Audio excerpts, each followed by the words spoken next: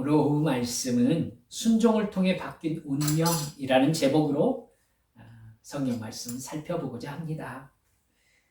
우리는 여러분 이 세상에 사는 동안 늘 실수하고 범죄합니다. 우리에게 여러분 친죄 성향이 있기 때문에 우리는 죄에 끌리게 되어 있습니다. 죄가 익숙하기 때문에 무엇이 죄인지도 알지 못합니다. 하나님의 눈으로 보았을 때만 무엇이 죄인지를 깨달아 알 수 있는 겁니다. 무엇이 죄인지를 알아야 하나님께서 우리와의 관계에서 바라시는 것이 무엇인지를 알 수 있지요. 여러분, 기독교에서 가장 중요한 일은 죄 문제의 해결과 영생의 문제입니다. 아멘. 죄 문제의 해결과 영생의 문제를 이야기하시려고 성경이 있고 예수님이 이 땅에 오신 것입니다.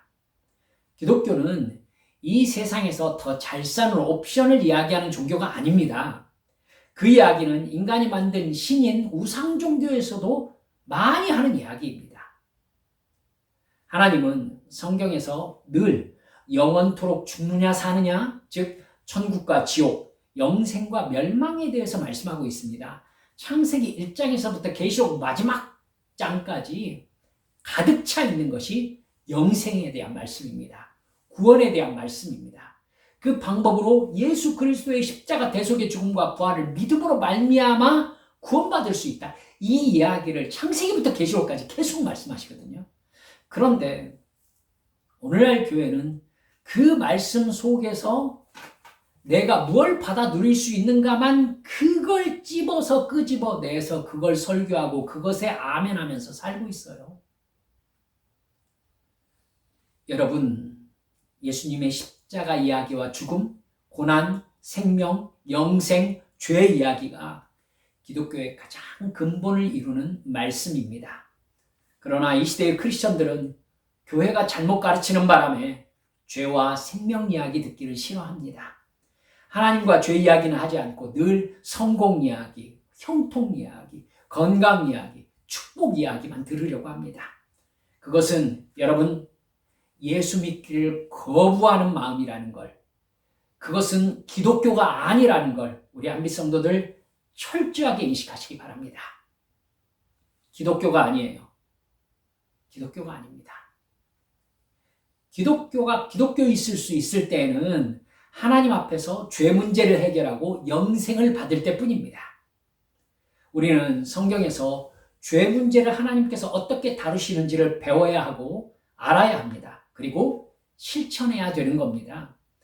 우리가 오늘 읽은 레위인의 이야기는 죄 문제를 하나님 앞에 진실하게 내려놓고 주님께서 그 문제를 해결해 주셨을 때에 하나님께서 나의 죄 문제를 어떻게 다루시고 어떻게 변화시켜 주시는지를 말씀하고 있는 부분입니다. 하나님은 우리가 죄 문제에서 하나님의 용서하심을 구하고 주님 앞에 돌이키는 삶을 살 때 이전에 죄에게 묶여 있었던 그 모든 저주를 돌이키시고 축복으로 갚으시는 주님이십니다. 사망이 생명으로 변화되었을 때에 삶의 축복도 의미가 있는 것 아니겠습니까? 여러분, 진수성찬을 시체 앞에서 차려놓은 듯 뭐합니까? 여러분, 장례식장에서 음식 화려하게 차려놓으면 그걸 죽은 사람이 먹습니까? 여러분, 살아있어야 삶의 복도 의미가 있는 것입니다. 영으로 살아있어야 축복도 축복의 의미를 가지는 것 아니겠습니까? 죄 문제와 생명의 문제가 해결되었을 때에 이 세상에서 복과 풍요로움도 사명의 의미를 지니게 되는 것입니다. 레위 지파는 여러분 본래 저주를 받은 지파입니다.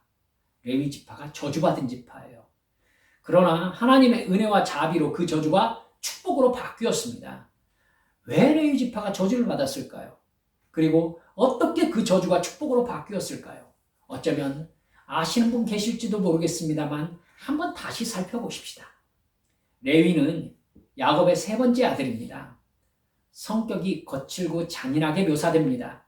레위는 아버지 야곱과 함께 야곱의 삼촌 라반의 집에서 가나안 땅으로 돌아올 때에 그의 형 시므온과 함께 엄청난 살인극을 저지른 적이 있었습니다.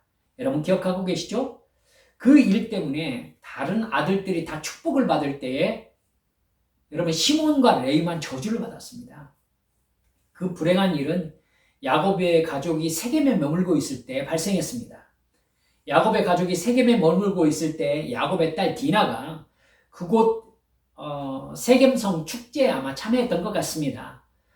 여자들과 남자들 또 어떻게 재미있게 사는지 구경하러 갔다가 그만 몹쓸 일을 당하고 맙니다. 그 땅 추장인 세겜이 디나를 범하고 자기 집에 잡아둔 채 야곱에게 와서 결혼을 승낙해 달라고 요구했던 것입니다. 들에서 양을 치던 야곱의 아들들이 들어와서 이 이야기를 듣고 아주 분노했습니다. 특별히 시몬과 레위가 아주 크게 분노했습니다. 여러분 아시잖아요. 르우벤, 시므온, 레위, 유다, 그리고 이사갈, 스불론, 디나, 이 7 자녀가요 레아에게서 낳은 친자녀들입니다. 레아, 여러분 빌하, 실바, 라헬이 있잖아요. 야곱의 부인으로. 그래서 4사람입니다. 근데 첫째 부인 레아에게서 이 7 자녀가 났습니다. 근데 6 아들, 그 다음 디나가 7째 딸인 거죠. 그러니까 디나는 시므온과 레위의 친동생인 겁니다. 시몬과 레위는 세겜 추장을 속입니다. 그들이 할례를 받아서 자기들과 같이 되면 교류하면서 서로 결혼하면서 한 민족이 되겠다 약속합니다. 세겜 추장은 그 말을 듣고 돌아가가지고 세겜 사람들을 설득합니다. 보니까 야곱이 아주 부자인 거예요. 그러니까 우리들이 할례만 받으면 이 사람들과 같이 교류하면서 이 사람들의 부가 우리에게 옮겨오지 않겠는가? 라고 설득했습니다. 그래서 세겜성에 있는 남자들이 모두 다 할례를 받았던 거예요. 사흘째 되는 날, 여러분 할례가 뭔지 아시잖아요. 남자들 꼼짝 못하고 있을 때에 시몬과 레위가 야곱의 모든 아들들을 데리고 들어가가지고는 세겜성에 있는 남자들을 모두 다 몰살시켜버렸습니다. 여러분 그 일 때문에 야곱의 가족들이 세겜성과 동맹을 맺은 주변 성 사람들에게 몰살당할 위험에 처해진 거예요. 야곱은 아주 두려워했습니다. 그 사람들이 와가지고 한꺼번에 연합해서 군대가 몰고 와버리면 70명 정도 되는 가족 순식간에 끝나버리는 상황이니까요. 근데 하나님께서 강권적으로 지켜주셔서 야곱의 가족들이 무사히 그곳을 빠져나가는 것이 창세기 35장 5절에 적혀 있거든요. 그들이 떠났으나 하나님이 그 사면 고을들로 크게 두려워하게 하셨으므로 야곱의 아들들을 추격하는 자가 없었다. 근데요, 야곱은 평생 그 일을 잊을 수가 없었던 것 같습니다. 야곱은 이제 이집트로 가게 되잖아요. 요셉이 이제 총리 대신으로 있었으니까 야곱이 거기에서 임종을 맞이합니다.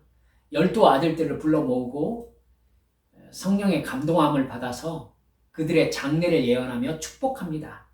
그런데 창세기 49장 5절에서 7절을 보면요, 시므온과 레위에 대해서는 축복이라고, 이게 축복인가 싶은 이야기를 해요. 들어보세요. 시므온과 레위는 형제요, 그들의 칼은 폭력의 도구로다. 내 호나 그들의 모의에 상관하지 말지어다. 내 영광아 그들의 집회에 참여하지 말지어다. 그들이 그들의 분노대로 사람을 죽이고 그들의 혈기대로 소의 발목 힘줄을 끊었음이로다. 그 노여움이 혹독하니 저주를 받을 것이요 분기가 맹렬하니 저주를 받을 것이라. 내가 그들을 야곱 중에서 나누며 이스라엘 중에서 흩으리로다. 이게 시므온과 레위 둘째 아들 셋째 아들에게 아버지가 한 축복이에요. 축복 맞습니까? 이건 저주라고 봐야죠. 저주라는 말이 2번이나 나와요. 그들을 저주하는 예언을 야곱이 한 것입니다. 다른 아들들이 축복받을 때 시므온과 레위만 저주를 받은 것입니다. 오늘 여호수아 21장은 이때의 야곱의 예언이 어떻게 이루어지고 있는지가 드러나고 있어요. 이제 이스라엘은 가나안의 남북을 정복하고요, 각 지파에게 가나안 땅을 배분하는 일까지 마무리를 지었습니다. 근데 레위 지파에게는 기업을 주지 않았어요. 레위 지파는 하나님의 성전을 섬기는 일로 성직자로 구별되었기 때문입니다. 성전의 직무에 전념해야 했기 때문에 그들의 땅을 따로 주지 않았던 것입니다. 근데 기업 나누는 일이 다 끝났을 때에 레위 지파의 족장들이 이 기업 분배위원회를 찾아온 거예요. 그래서 우리 레위 지파가 분배할 성을 분배해 주십시오. 이렇게 요청한 겁니다. 1절, 2절 보면은 이렇게 나오죠. 그때 레위 사람의 족장들이 제사장 엘르아살과 눈의 아들 여호수아와 이스라엘 자손의 지파 족장들에게 나와 기업 분배위원회죠. 가나안 땅 실로에서 그들에게 말하여 이르되 여호와께서 모세에게 명령하사 우리가 거주할 성읍들과 우리 가축을 위해 그 목초지들을 우리에게 주라 하였나이다. 여러분, 레위 지파는 성막에서 제사와 예배를 섬기기 위해서 구별되었기 때문에 개인적인 생업에 종사하지 않았습니다. 그러니까 땅을 준다는 것은 농사를 짓는다는 거잖아요. 근데 농사 지을 땅을 따로 레위 지파에게 주지 않았던 겁니다. 그래서 그들에게는 땅을 분배하는 기업 분배가 이루어지지 않았던 거예요. 아무리 그렇다 하더라도 레위 사람들이 살 집, 그리고 그들의 가축이 먹을 목초지들은 있어야 될 거 아니겠습니까? 이스라엘 자손들은 레위 지파의 요구대로 하나님께서 그들에게 이미 명령하셨었어요. 레위 지파들은 이렇게 해주어라. 뭐냐면은 각 지파별로 나누어준 그 땅 안에 레위 지파에게 줄 성읍들을 정해라.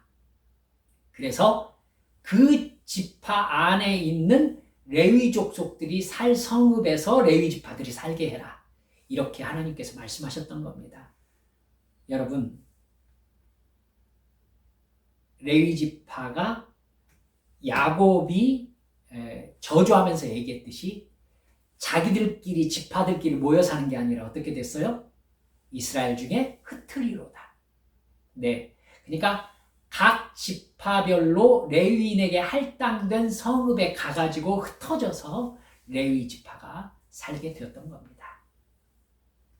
그래서 3절에 보니까 이스라엘 자손들이 여호와의 명령을 따라 자기의 기업에서 이 성읍들과 그 목초지들을 레위 사람에게 주니라 이렇게 기록되어 있는 겁니다. 그리고 21장 쭉 보면은 이스라엘 지파들이 자기들이 받은 기업에서 레위인들에게 나누어 준 성읍의 이름들이 쭉 기록되어 있어요.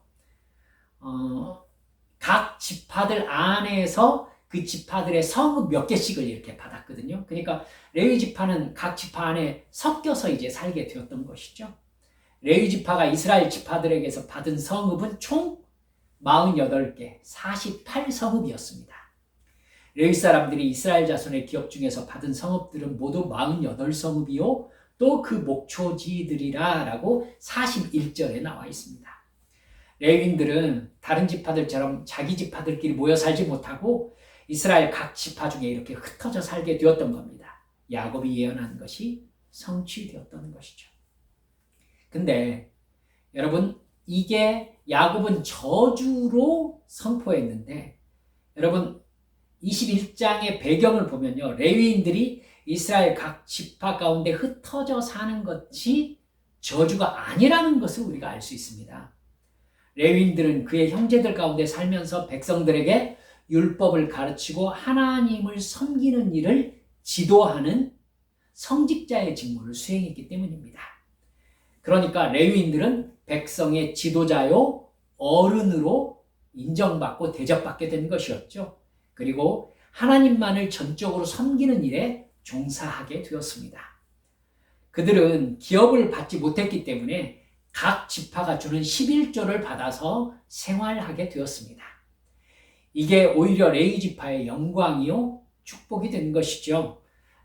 야곱이 레위에게 선포한 저주가 레위인에게 축복으로 바뀌어진 것입니다. 어떻게 그렇게 되었습니까? 기억하고 계시죠? 레위 지파가 하나님의 성전 직무를 위해서 택하심을 받게 된 계기가 되는 일이 있었습니다. 이스라엘이 광야에 있을 때 금송아지를 만들어 섬기면서 하나님께 범죄한 적이 있었잖아요. 하나님은 그때 진노했습니다.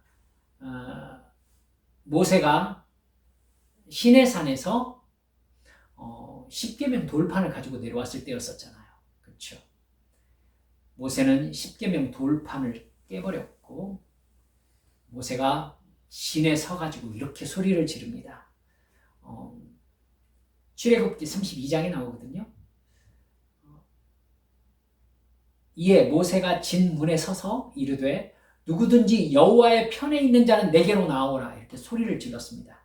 그러자 모세 앞으로 모였던 지파가 어떤 지파였습니까? 레위 지파였습니다. 즉 레위 지파는 금송아지 숭배의식에 참여하지 않았던 겁니다. 모세는 레위 지파에게 이렇게 명령합니다. 출애굽기 32장에 보면 나오는데요. 제가 읽어드릴게요. 모세가 그들에게 이르되 이스라엘 하나님 여호와께서 이렇게 말씀하시기를 너희는 각각 허리에 칼을 차고 진 이 문에서 저 문까지 왕래하며 각 사람이 그 형제를 각 사람이 자기의 친구를 각 사람이 자기의 이웃을 죽이라 하셨느니라. 레위 자손이 모세의 말대로 행하매 이날에 백성 중에 3,000명가량이 죽임을 당하니라. 모세가 이르되 각 사람이 자기의 아들과 자기의 형제를 쳤으니 오늘 여호와께 헌신하게 되었느니라. 그가 오늘 너희에게 복을 내리시리라. 하나님의 심판을 레위 지파가 수행했던 것입니다. 그래서 야곱의 예언으로 저주가 내렸던 레위 지파의 위치가 축복으로 바뀌어지게 된 것이었죠. 하나님께서는 이러한 레위 지파를 택하셔서 온전히 하나님 섬기는 일에 전념하는 지파로 구별하셨던 겁니다. 레위인들은 그때부터 야곱의 저주를 이은 것이 아니라 오히려 축복의 지파로 변경되었습니다. 거룩하게 구별되어서 성막을 섬기는 직분, 제사를 섬기는 직분을 감당했지요. 이스라엘 자손들 가운데 거주하면서 백성들에게 하나님의 율법을 가르치는 지도자들이 되었습니다. 이런 레위의 역사를 통해서 우리는 하나님의 말씀이 반드시 성취된다는 것을 우리는 알 수 있습니다. 뿐만 아니라 하나님을 사랑하는 자들에게는 모든 것이 합력하여서 선을 이루게 된다. 저주를 하나님께서 축복으로 바꾸어 주신다는 것을 깨달아 알 수가 있습니다. 우리도 그렇죠. 우리도 과거에 우리의 욕망과 우리의 성질을 따라서 많은 실수를 하고 잘못하고 죄를 지었지요. 그 죄 때문에 어려운 일들도 경험했지요. 누구에게나 여러분 이렇게 돌이킬 수 없는 후회와 아쉬움의 순간들이 있는 법입니다. 근데 그런 자신의 죄를 회개하고 온전한 마음으로 하나님을 사랑하며 섬기며 순종할 때에 하나님께서는 그 모든 것을 역전시키셔서 저주를 축복으로 바꾸시는 줄 믿으시기 바랍니다. 로마서 8장 28절 말씀을 보면 우리가 알거니와 하나님을 사랑하는 자 곧 그의 뜻대로 부르심을 입은 자들에게는 모든 것이 합력하여 선을 이루느니라. 여러분, 우리의 상황이 어떠하더라도 마음을 다해서 하나님을 섬기기로 결단하고 세상과 분리되어서 죄악과 싸움으로써 하나님의 마음을 내가 품고 순종하면 여러분, 우리에게 역사했던 죄의 영향력이 중단되고 하늘로부터 하나님의 은혜의 손길, 축복의 역전의 손길이 우리에게 임하신다는 것을 잊지 말아주시기 바랍니다. 말씀을 정리하면서 하나 더 살펴봅시다. 이스라엘 자손들은요, 하나님께서 명령하신 대로 자기들이 받은 기업에서 레위 지파들이 거주할 성읍을 이렇게 차례차례 내주었거든요. 그 중에서 가장 먼저 성읍을 내준 지파가 여러분 유다 지파입니다. 유다 지파 중에서 특히 갈렙이 헤브론을 아론의 후손에게 주었습니다. 아론이 레위 지파의 가장 어른이었잖아요. 이 아론이 대제사장 지파입니다. 대제사장 지파. 그러니까 레위 지파 중에서도 대제사장의 혈통이 아론의 혈통으로 이어졌던 거죠. 그래서 아론의 아들 엘르아살 이렇게 연결이 되었던 겁니다. 10절 12절을 보면 레위 자손 중 그앗 가족들에 속한 아론 자손이 첫 번째로 제비 뽑혔으므로 아낙의 아버지 아르바의 성읍 유다 산지 기럇 아르바 곧 헤브론과 그 주위의 목초지들을 그들에게 주었고 그 성읍의 밭과 그 촌락들은 여분네의 아들 갈렙에게 주어 소유가 되게 하였더라. 기록되어 있습니다. 여러분 지난주에 살펴보았듯이 헤브론은 갈렙이 목숨을 걸고 싸워서 얻은 땅이었습니다. 갈렙은 여호수아에게 하나님의 약속의 말씀을 굳게 붙들고 그 산지를 자기에게 달라고 요청했었죠. 헤브론에 살던 아낙 자손들은 골리앗과 같은 거인족들이었습니다. 근데 갈렙은 그 땅을 주시겠다고 약속하신 하나님의 말씀을 굳게 신뢰하고 헤브론 산지로 가가지고 아낙 자손들과 싸워서 그들을 몰아내고 그 땅을 자신의 기업으로 삼았던 것입니다. 여러분 그렇게 헤브론을 차지했다면 갈렙이 헤브론을 되게 아꼈을 것 같지 않습니까? 헤브론은 참 갈렙에게 애착이 가는 땅이었을 것입니다. 그럼에도 불구하고요, 갈렙은 조금도 망설임 없이 레위 지파 아론의 후손들에게 그냥 헤브론을 내어줍니다. 이 사실을 통해서 우리는 여러분 갈렙의 성숙한 신앙 인격을 엿볼 수 있게 됩니다. 갈렙은 레위 지파에게 성을 나누어 준 지파 중에서 처음 언급되는 집안입니다. 아론의 후손들 대제사장들을 위해서 얼른 자기 성읍을 내주어 버리는 결단을 보여주지요. 여러분, 저는 이것이 갈렙이 자기가 축복의 사람이 되려는 열망이 있었구나라고 생각합니다. 여러분, 대제사장 가족에게 자기 땅을 주어가지고는 자기의 영지 안에 대제사장이 머무는 성이 있게 한 거예요. 멋지지 않습니까? 그래, 하나님께서 이걸 갈렙을 되게 예뻐하셨던 것 같아요. 여러분, 사사기 아시죠? 사사기 첫 번째 사사가 누구입니까? 첫 번째 사사가 사사기에서 언급된 첫 번째 사사는 온니엘입니다. 온니엘. 여러분, 온니엘이 사사의 아버지거든요. 온니엘이 누굽니까? 갈렙의 사위입니다. 갈렙의 사위예요. 사랑하는 여러분들, 영적인 열망, 영적인 욕심을 가져야 합니다. 성령 충만의 열망을 가지셔야 됩니다. 그래서 영적인 유익, 하나님과 더 가까워질 수 있는 방법이 무엇인가? 성령 충만함을 받을 수 있는 방법이 무엇인가? 어떻게 하면 하나님의 뜻에 내가 복종하며 하나님의 마음을 시원하게 해드릴 것인가? 이 열망을 여러분 가지셔야 됩니다. 그래서 성령 충만을 위해서 제가 계속해서 설교하면서 포인트가 성령 충만해야 순종이 가능합니다. 성령 충만해야 영이 살아납니다. 성령 충만해야 하나님의 말씀을 분별하고 순종하고 하나님과 사랑의 교제가 가능합니다. 심지어 오늘 말씀은 성령 충만해야 사람도 사랑의 본질적인 의미를 가지고 사랑할 수 있습니다. 여러분께 이런 말씀을 드렸습니다. 여러분, 오늘 오전 설교의 핵심은 성령 충만에 있습니다. 사람은 스스로 사랑할 수가 없습니다. 그렇기 때문에 성령 충만함으로 내가 변화되어서 성령께 붙잡혀 살아갈 때에 우리는 정말로 사랑이라는 걸 할 수 있다라고 여러분들에게 강하게 말씀드렸습니다. 여러분, 그럼 우리는 어떻게 해야 되겠습니까? 여러분, 끊임없이 무릎 꿇고 기도하며 끊임없이 하나님을 생각하며 끊임없이 성경을 바라보면서 주여 내가 성령 충만하게 해주시옵소서, 성령께서 주시는 지혜에 붙잡히게 하여 주시옵소서, 이러면서 내 안에 계신 성령님과 끊임없이 대화하고 내가 말씀을 사모하면서 성령님과 대화를 시도해야 되는 것입니다. 여러분, 그러면 죄를 컨트롤할 수 있습니다. 죄를 컨트롤할 수 있습니다. 죄가 나를 사로잡지 않게 할 수 있습니다. 루터가 말했거든요. 내 머리 위로 새가 날아다니는 건 내가 막을 수 없습니다.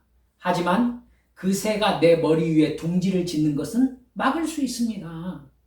여러분, 무슨 뜻인지 아시죠?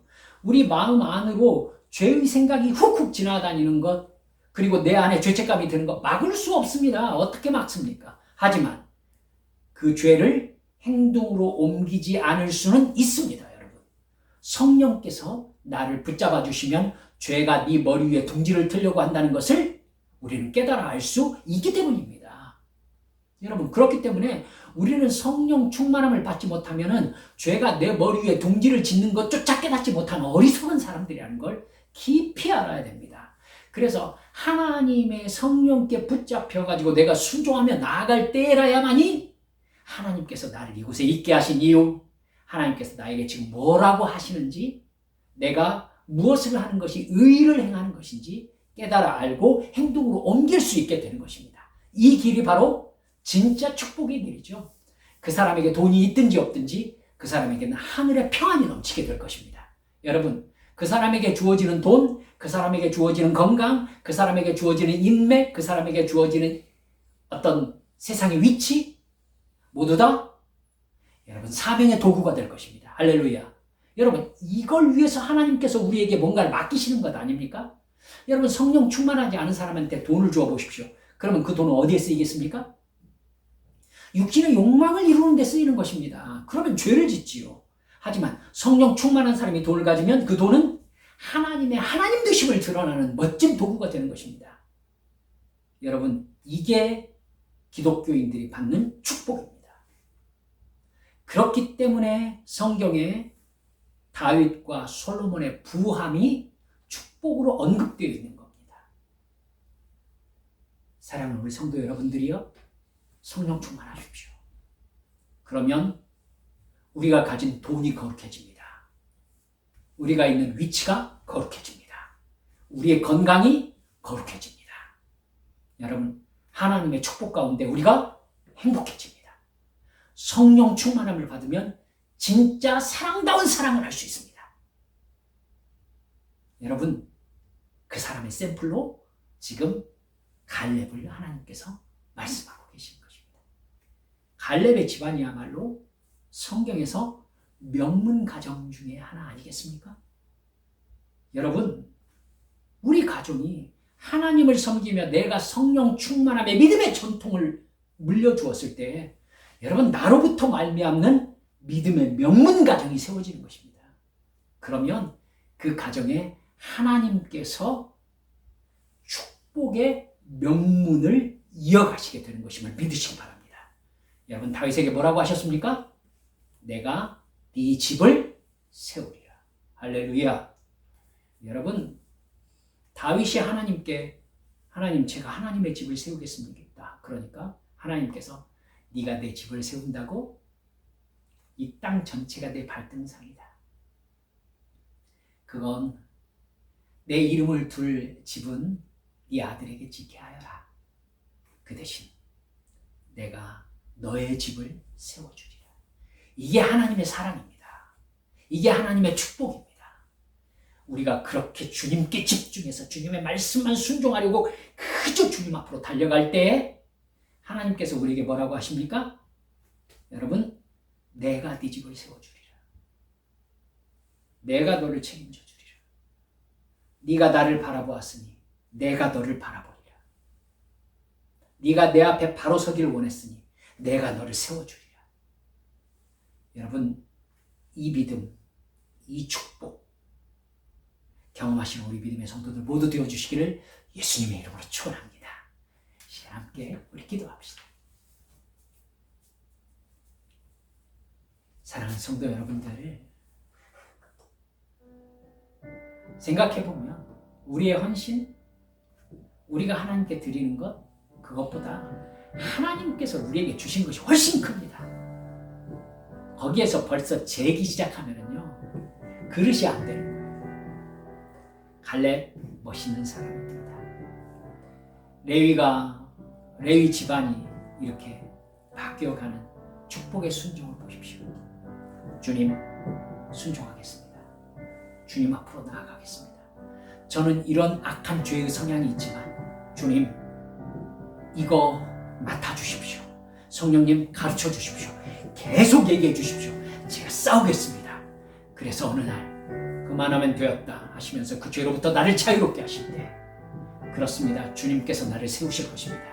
주님께서 나를 반석 위에 세우실 것입니다. 그때 주님께서 내가 너를 통해 나의 나됨을 보이리라. 이 믿음의 사명 붙잡고 우리 하나님의 하나님 되심을 세상에 드러내는 멋지고 근사한 우리 한미 성도들 모두 되어주시기를 간절히 소망합니다. 주여 그날을 내게 주옵소서. 함께 통성으로 기도하십시다. 아버지 하나님,